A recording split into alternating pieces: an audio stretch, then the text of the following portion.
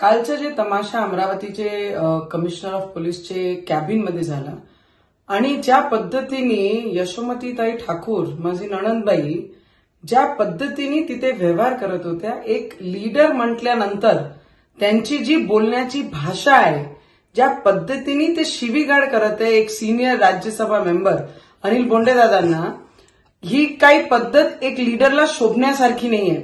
कधी खासदाराला धक्के मारणे, कधी कोणाला हरामखोर पासून त्याचा तिरस्कार करणे।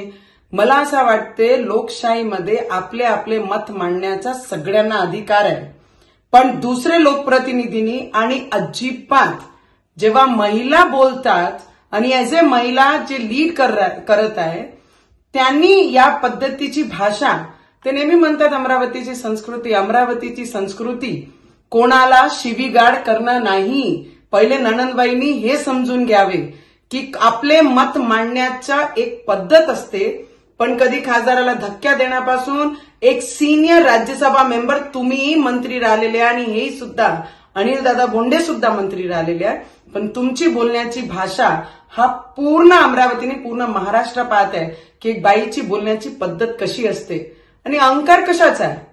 नणंदबाईला माझा प्रश्न आहे, इलेक्शन येतात, कोणी पराभव होते, कोणी निवडून येते, पण इलेक्शन झाल्यानंतर जिंकल्यानंतर त्या गोष्टीचं डायजेस्ट करणं शिकलो पाहिजे आणि हे डायजेस्ट होत नाही, उतू बाहेर येत आहे, हे सगळे लोकांना दिसत आहे। येणाऱ्या काळामध्ये अमरावतीची जनता नक्की तुम्हाला हे धडा नक्की शिकवेल।